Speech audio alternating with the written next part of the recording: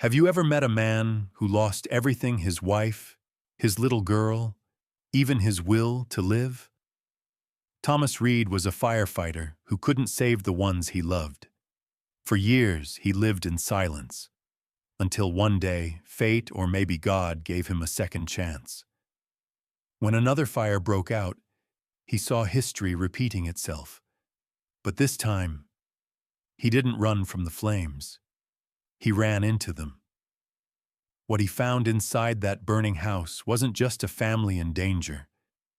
It was the reason to keep living.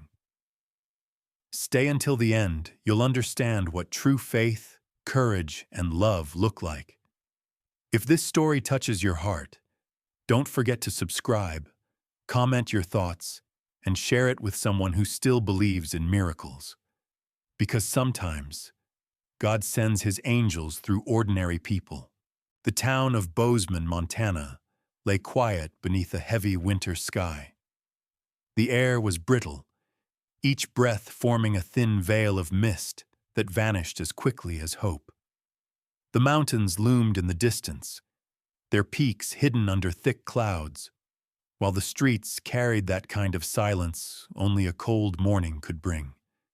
Too still, too heavy, like the world was holding its breath. Snow had fallen the night before, now hardened into icy patches that gleamed faintly under the pale light. At the edge of town stood a small wooden cabin, half buried in snow. The paint had long since peeled from its walls, revealing tired boards that had weathered too many storms. Inside, Thomas Reed sat by the fire, a cup of black coffee cooling in his hands. Thomas was 58, though his face looked older. The lines etched deep around his eyes told stories of smoke, fire, and years of loss. His hair, once dark brown, had turned silver gray, and a rough beard covered his jaw. Trimmed not for style but to keep the Montana cold from biting his skin. He was a big man, broad-shouldered from decades of work as a firefighter. But his posture had grown weary, the weight of grief pressing down on his back more than time ever could. The fire in the hearth crackled softly, reflecting in his gray-blue eyes. On the small wooden table nearby sat a candle, half melted and flickering. He had lit it every night for the past 5 years, ever since the night his world burned down. The candle was his ritual, his reminder, and his punishment. Across the room, lying near the door, was Rex, a 10-year-old German shepherd with thick sable fur and a calm, intelligent gaze. His muzzle had begun to gray, but his eyes still burned with loyalty and understanding. Rex had been a gift once, a puppy Thomas had bought for his daughter Emily on her 8th birthday. Emily had loved Rex instantly, wrapping her arms around his tiny body, promising she would never let him sleep alone. That promise had ended the night the fire came. Thomas's wife, Linda, had been cooking dinner when the gas line ruptured.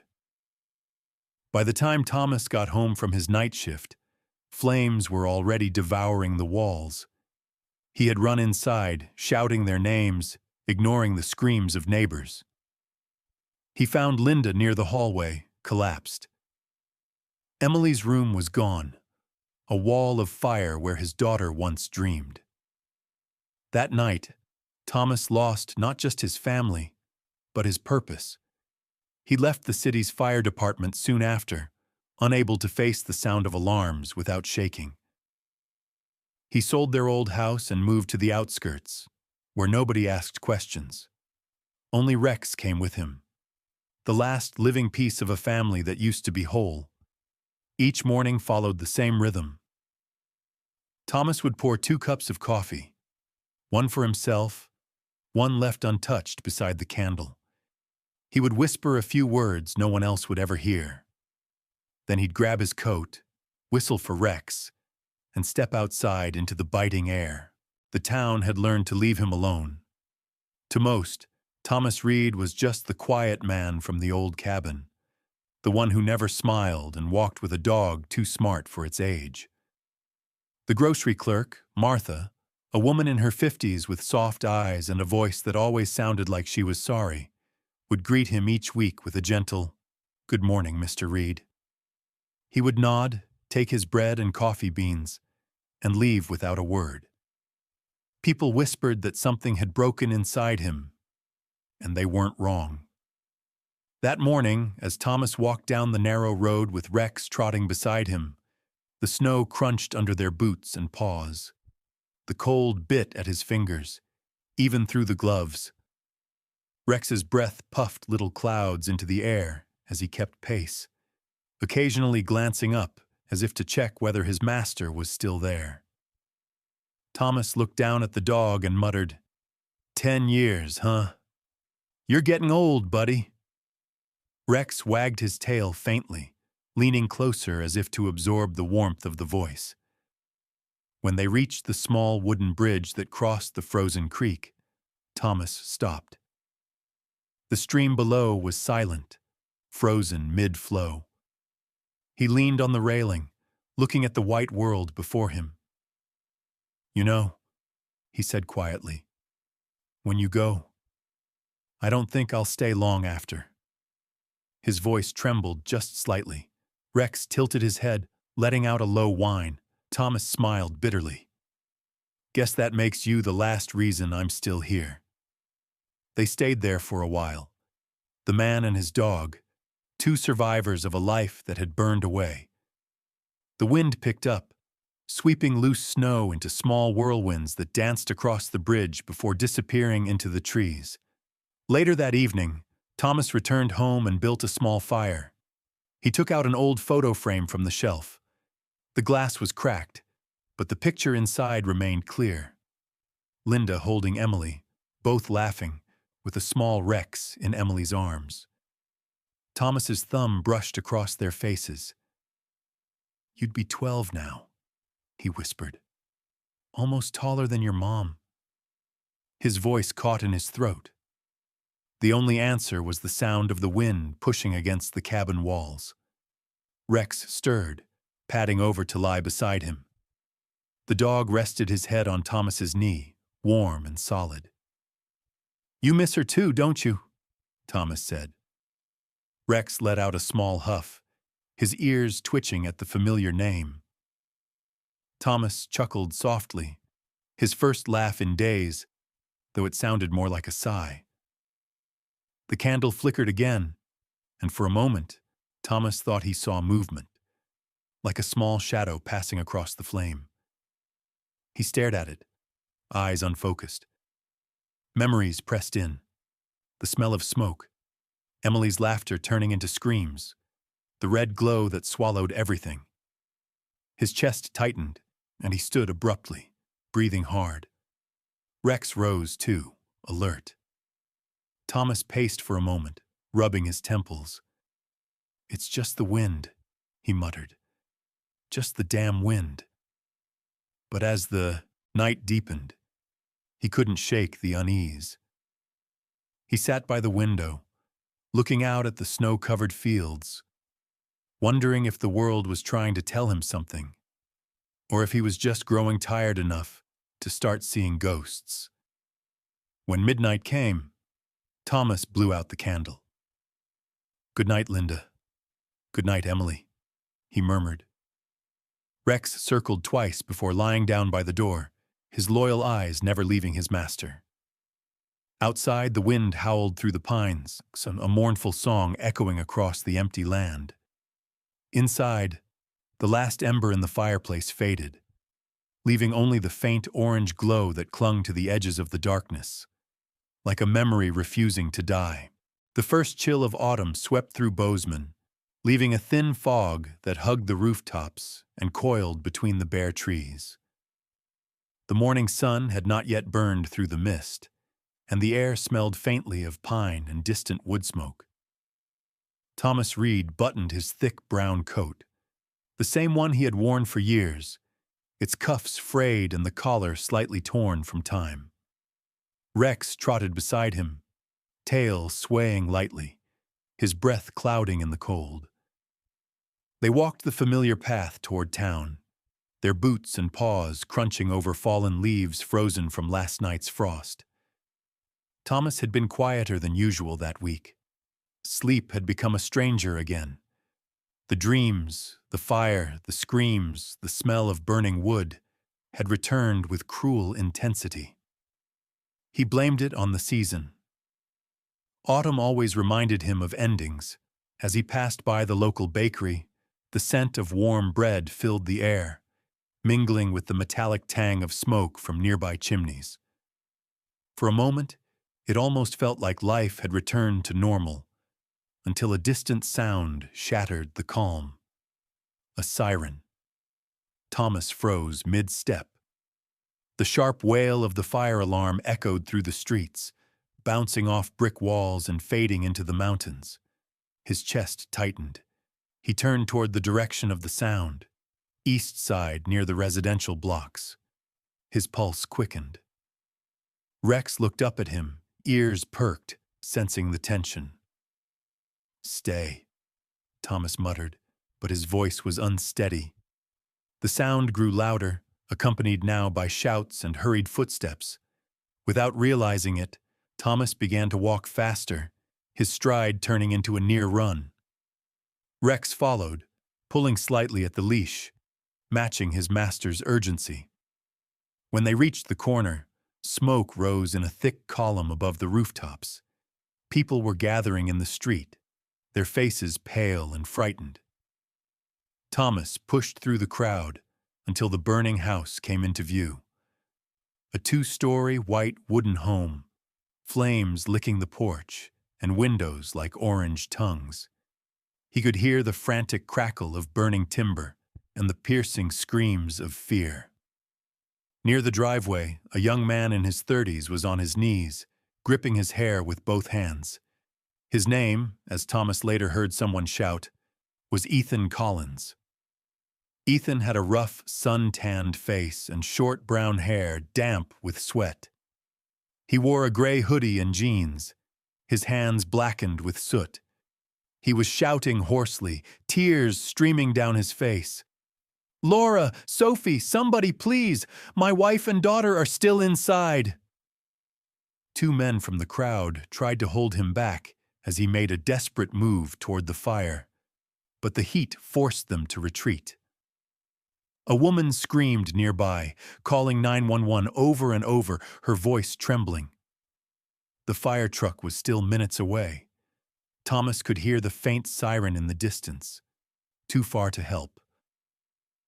For a moment, Thomas stood frozen, the world around him blurring. The sight was too familiar, too cruel. He could smell the same burning chemicals, the same suffocating smoke. His hands shook uncontrollably. The leash slipped from his grip, and Rex barked sharply, breaking his trance. The dog's bark cut through the chaos like a command. Thomas blinked, focusing on the burning structure. He saw shadows moving behind an upstairs window, small, frantic shapes. A child.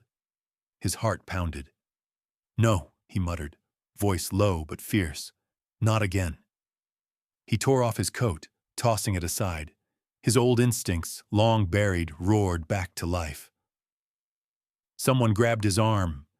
It was Deputy Mark Haley, a local police officer Thomas had met once at the grocery store. Mark was a tall, lean man in his early 40s, with sandy hair cropped short and a scar above his eyebrow from an old accident. He was known for his calm under pressure, but now his face was strained. "Thomas, you can't go in there. The structure's collapsing." Thomas's eyes were steel. "There's a child in there." "Wait for backup," Mark shouted, but Thomas was already moving. Rex barked once, sharply, and followed. Thomas ran toward the porch, pulling his flannel shirt over his mouth. The heat hit him like a wall. Flames roared overhead, sparks raining down. He could barely see through the smoke, but years of experience guided him. "Rex, Find them, he shouted. The dog darted forward, low and fast, nose working furiously as he navigated the haze.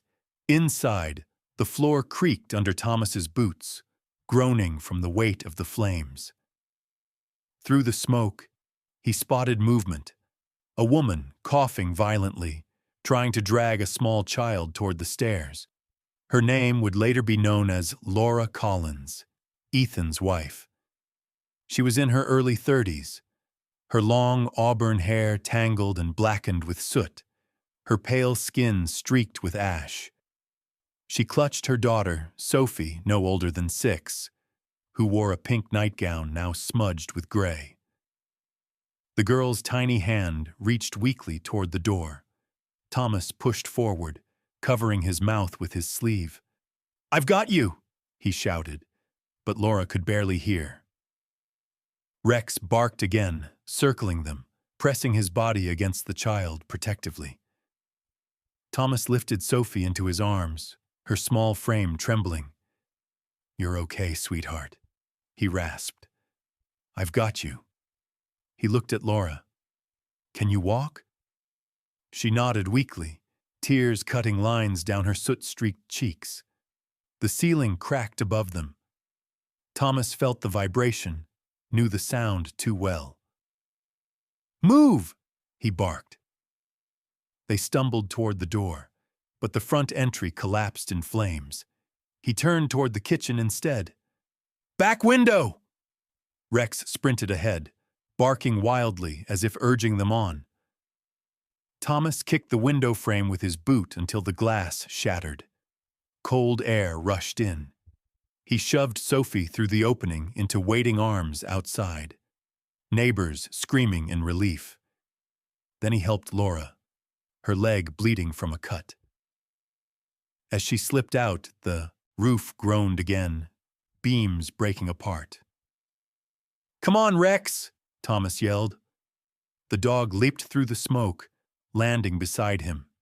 They dove through the window just as the roof collapsed behind them in a deafening roar. Outside, chaos and relief blurred together. People shouting, firefighters arriving, Ethan running forward to grab his wife and daughter, sobbing uncontrollably. Thomas lay on the ground, coughing, eyes watering, his hands burned but alive. Rex pressed against his side, panting heavily, his fur singed at the edges. Thomas looked at the family embracing nearby, Ethan clutching Laura and Sophie as if afraid they might vanish. A wave of memory washed over him. The faces he couldn't save, replaced now by the ones he just had. For the first time in years, Thomas didn't feel the weight of guilt, only breath, pain, and an odd, trembling gratitude. He looked at Rex, who lifted his head weakly, eyes shining through the smoke. "We did it, boy," Thomas whispered. "We did it." The sirens wailed louder now, but to Thomas it sounded less like mourning and more like salvation. The roar of the flames was deafening now, a living beast consuming everything in its path. The heat pressed against Thomas's skin like 1,000 open palms, and the acrid smoke burned his throat with every breath. The moment he crossed the threshold, the world outside ceased to exist. All that remained was the suffocating orange glow, the sound of cracking wood, and the rapid beat of his own heart. Rex darted ahead, his low growl drowned beneath the fire's fury. The German shepherd's fur shimmered with sweat and soot, his tail stiff, ears erect, moving with trained precision. Thomas had done this countless times in his past life as a firefighter, but this time was different. There were no partners, no oxygen tanks, no radio in his ear, just him and Rex. His instincts kicked in. Check for air pockets, stay low, listen for sound through the noise. The stairs groaned as he climbed, the old timber threatening to collapse beneath him. "Rex, find them!" he shouted, his voice nearly swallowed by the inferno. The dog barked once, sharp and certain, then turned left down the narrow hallway. The wallpaper peeled from the heat, falling like burning parchment. Rex's nose twitched furiously. He stopped at a closed door, scratching and barking madly. Thomas threw his shoulder against it, once, twice, until the lock splintered. The door burst open to reveal a bedroom engulfed in gray haze. A small figure lay motionless on the floor beside a bed. The woman, Laura Collins, knelt beside her unconscious daughter, Sophie, trying to wake her, coughing violently. Thomas's eyes stung. "I've got you," he rasped. He dropped to his knees, scooping the girl into his arms. Sophie's small chest still rose faintly. "Alive. You'll be okay," he whispered, though he wasn't sure if he was reassuring her or himself. Laura tried to stand, but her leg buckled. Her long auburn hair was streaked with ash, face pale except for 2 streaks of clean skin where tears had fallen. "Please," she gasped, "get her out." Thomas turned to Rex. "Help her," he commanded. The dog gripped the sleeve of Laura's shirt gently but firmly, tugging her toward the door. Every step felt like wading through hell. The hallway groaned and split above them, dropping burning debris that Thomas deflected with his arm. He barely felt the pain. "Go, Rex! Go!" They reached the staircase just as part of the ceiling collapsed behind them. Rex barked frantically, leading the way through the smoke. Laura stumbled, crying out in pain, but Thomas caught her arm, dragging both her and the child forward. Through the haze, he saw a faint patch of daylight, an open window near the kitchen. The flames had reached the cabinets now, roaring like waves breaking against the shore. "Window!" Thomas shouted, and Rex sprang forward. He leapt onto the counter and pawed at the glass until it cracked. Thomas turned, shielding the others with his back as the window shattered outward. He lifted Sophie and passed her to waiting hands outside. A man screaming her name over and over. It was Ethan. Thomas heard the relief in his cry and forced himself to stay focused. He turned back to Laura, helping her climb through the jagged opening. Her voice trembled as she whispered, "Thank you." But before Thomas could follow, the floor groaned again, deep and final. A thunderous crack echoed through the kitchen as the ceiling gave way. A beam of flaming wood crashed down, slamming into his shoulder and pinning him to the ground. The pain was blinding. He cried out, struggling to move. Smoke filled his lungs. Rex barked wildly, circling Thomas, pawing at the burning beam. The dog's eyes were frantic but determined. "Go, boy!" Thomas coughed. "Get out!" Rex ignored him, biting at the wood, tugging with all his strength. Thomas pushed against the debris, his burned hands slipping, skin tearing. At last, with a final heave, the beam shifted just enough for him to crawl free. His vision blurred, but he grabbed Rex by the scruff and stumbled toward the window. The edges of his jacket caught fire, and he felt the sear against his neck. He threw Rex through the opening, then climbed after him, collapsing into the snow outside just as the roof fell in behind them. The sound was like thunder. A wave of heat rolled over him, but the cold ground beneath reminded him he was still alive. Strong arms pulled him away. Ethan's face appeared, streaked with soot and tears. "You saved them," Ethan choked out.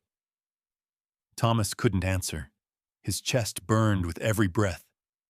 Rex whined softly, limping to his side. His fur was singed, and his right paw bled slightly, but his eyes stayed on Thomas. The man reached out, placing a trembling hand on the dog's head. "Good boy," he whispered, voice cracking. The paramedics arrived moments later, 2 figures in reflective jackets, moving quickly through the smoke. One of them, a young woman named Nurse Amelia Price, knelt beside Thomas. She was in her late 20s, petite with chestnut hair pulled into a messy bun, her eyes sharp and professional. "Sir, can you hear me?" she said, pressing her fingers to his pulse. "We've got burns on the left arm and shoulder, possible inhalation injury." Her tone was calm, practiced. Thomas nodded weakly. "I'm fine," he rasped, though blood trickled from his temple. Amelia looked at Rex. "We'll get him checked too," she murmured, her voice softening. "He's brave." Thomas managed a faint smile. "Braver than most men I've known." As they lifted him onto the stretcher, the world spun around him. The cries of relief, the hiss of hoses, the crackle of dying fire. Above it all, the faint sound of Sophie's laughter reached him, the little girl calling for her parents. He turned his head slightly, catching a glimpse of Laura and Ethan embracing, the child safe between them. Then everything faded into quiet light. For the first time in years, as the ambulance doors closed, Thomas felt the weight in his chest ease. Not gone, but lighter. He had gone into the fire not to die, but to save. Somewhere deep inside, something long buried began to awaken again. The sterile scent of disinfectant filled the air, mingling with the faint hum of machines. Thomas opened his eyes to a haze of white light and muffled beeping. For a moment, he wasn't sure where he was. Then, the ache in his chest and the rough bandages wrapped around his arm told him everything. The ceiling above him was smooth and pale, the kind of ceiling he had stared at countless times in his firefighting days. Except this time, he was the one in the bed. He turned his head slowly. The motion sent a dull throb through his shoulder. Beside the bed, on a blanket near the floor, Rex was curled up, his thick fur singed around the edges. His right paw was wrapped in a light bandage, but the old shepherd's chest rose and fell steadily. Even in sleep, Rex's ears twitched at every sound, his loyalty unbroken. A weak smile touched Thomas's lips. "You made it, boy," he whispered, his voice coarse. The sound of movement drew his gaze to the doorway. Ethan Collins, the man he had pulled from despair, stood there holding 2 cups of coffee. He was in clean clothes now, though the shadows beneath his eyes showed he hadn't slept much. His rough, sun-kissed skin and short beard framed a face still etched with guilt and gratitude. When he noticed Thomas awake, Ethan's expression broke into relief. "You're up," he said, his voice shaking slightly. He set the coffee down and came closer. "God, we didn't think you'd make it." Thomas tried to sit up, but Ethan placed a gentle hand on his shoulder. "Easy," he said softly. "You took quite a beating in there." Thomas managed a faint chuckle. "Not my first one." Moments later, the door opened again, and Laura Collins stepped inside. Her long auburn hair was tied loosely at the back, and her fair skin looked even paler under the hospital lights. She wore a light blue cardigan over a white blouse, clothes that weren't hers, likely borrowed from a nurse. Behind her peeked little Sophie, her tiny hands clutching a stuffed bear with singed fur at the ears. When the girl saw Rex, her eyes brightened. "Mommy, look, the brave dog!" she exclaimed softly, tugging at her mother's hand. Laura smiled, though tears glistened in her eyes. She walked closer, placing her hand gently on Thomas's shoulder. "You saved us," she said quietly. "You didn't just save my family. You saved yourself, too." Her voice trembled, but it carried truth. Thomas swallowed hard, emotion rising in his throat. He looked from Laura to Sophie and then to Ethan. "You would have done the same," he murmured. Ethan shook his head. "No," he said simply. I froze. I panicked. You ran toward the fire. I'll never forget that. A knock on the door interrupted them. Nurse Amelia Price entered, her chestnut hair now tucked neatly under her cap, clipboard in hand. She gave Thomas a professional but warm smile. "Well, Mr. Reed, you're officially a miracle," she said. "Second-degree burns on the shoulder and arm, mild smoke inhalation. But you're stable. You and your dog should be fine after a few weeks of rest." She crouched down to pat Rex gently on the head. "He's been refusing to leave your side, by the way. I tried moving him once. Didn't go well." Thomas smiled faintly. "He's stubborn," he said. "Just like his owner." Amelia grinned. "That seems to be working out for both of you." When she left, silence lingered for a while. Outside the window, morning light filtered through thin clouds, bathing the room in a soft golden hue. Snow was melting on the hospital lawn, dripping from the eaves like silver tears. Thomas turned his gaze toward it, remembering another fire, another morning, one filled with ashes and loss. But this time, there was something else. Warmth. Ethan broke the silence. "My father used to say heroes never heal from what they save. But I think that's wrong," he said, his tone thoughtful. "Sometimes, saving someone is what finally starts the healing." Thomas didn't respond at first. His throat tightened. He looked at Rex, then back at the family. "I think maybe you're right." Laura reached into her pocket and pulled out a small object wrapped in tissue paper. "Sophie wanted to give you something," she said. The little girl stepped forward shyly, holding out a hand-drawn picture. It showed a man, a dog, and a house with no smoke, just sunlight and trees. "That's you and Rex," Sophie said proudly, "and that's our new house when it's fixed. Mommy said we'll visit you there." Thomas took the drawing with trembling fingers. For a long moment, he couldn't speak. Finally, he said softly, "It's beautiful, sweetheart." His voice cracked on the last word. Rex stirred at the sound, lifting his head. His dark eyes met Thomas's, steady and full of life. The dog gave a small wag of his tail before laying his head back down. As the family left to let him rest, Thomas turned again to the window. The snow outside shimmered under the sun, and the town beyond looked alive again. Somewhere deep in his chest, a quiet understanding settled in.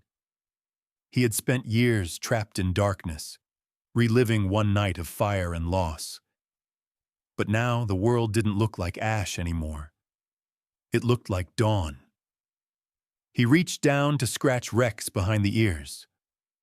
"We're still here, partner," he whispered. "Maybe that means something." Rex's tail thumped softly in reply, and for the first time in years, Thomas Reed smiled. Not from habit, not from memory, but from something new and fragile that finally dared to grow inside him. Hope. 3 weeks had passed since the fire, and winter had begun to loosen its grip on Bozeman. The snow was retreating from the roads, replaced by soft puddles that reflected the pale sunlight. The town, usually quiet and reserved, was alive with chatter that morning. Outside the local community hall, rows of folding chairs had been set up, and people gathered in thick coats and wool scarves, their breath visible in the crisp air. The hall itself, a modest wooden building with an American flag fluttering above its porch, had rarely seen such a crowd. Thomas Reed stood near the back entrance, tugging at the collar of a borrowed suit that fit a little too tightly across his shoulders. He wasn't used to attention anymore. His life had been one of quiet isolation, but today the townsfolk had insisted he attend. Mayor Daniel Brooks, A tall man in his early 60s with a neatly trimmed gray beard and the firm handshake of someone used to public speeches, approached him. His deep-set blue eyes carried both authority and warmth. "You sure you're ready for this, Thomas?" he asked, his voice low but steady. "It's not every day a man gets called a hero twice in one lifetime." Thomas gave a faint smile. "I never liked the word hero, Dan." Brooks chuckled softly. "That's exactly what makes you one." He patted Thomas on the shoulder before turning to the crowd. As the ceremony began, Thomas took his place at the front, beside a small wooden podium decorated with a wreath of pine. Rex sat faithfully at his feet, his fur gleaming once again, the bandage on his paw long removed. His ears perked up at the sound of applause, though his calm gaze remained fixed on his master. The mayor's voice carried over the crowd. "Today, we gather to honor a man who reminded us all what courage and compassion look like. Thomas Reed risked his life to save a family he'd never met, proving that bravery doesn't fade with age or time. It's a choice made in a single heartbeat." The applause grew louder. Thomas felt heat rise to his face. He didn't like the attention, but when he looked down at Rex and saw the dog's quiet pride, he managed a small smile. When the mayor handed him the certificate, Thomas accepted it politely, but seemed distracted. It wasn't the applause or the paper in his hand that mattered. What drew his eyes instead was Sophie Collins, the little girl he'd saved.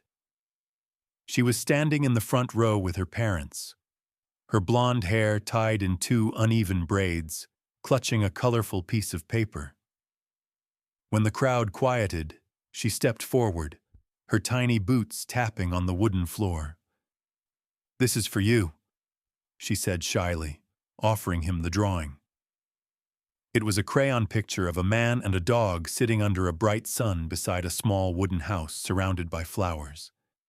Above it, written in large, uneven letters, were the words, "Thank you for giving us light." Thomas knelt down to meet her eyes. "That's beautiful, Sophie," he said softly. "But you gave me something too." "What's that?" she asked curiously. He smiled.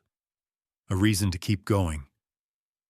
Laura Collins wiped a tear discreetly, while Ethan stood behind her, his arm around her shoulders, pride and gratitude mingling in his expression.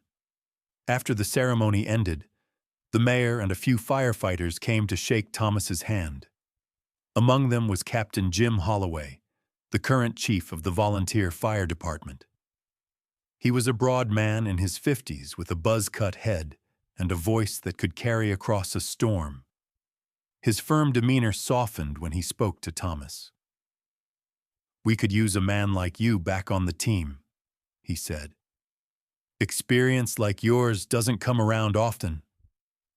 Thomas hesitated, looking at Rex. The thought of running toward flames again stirred something inside him. Not fear, but acceptance. "I'm not as fast as I used to be," he said. Jim grinned. "That's what rookies are for. You'll keep them from getting themselves killed." Thomas laughed quietly, a deep, genuine sound that surprised even him. "All right," he said finally. "Maybe I'll stop by the station."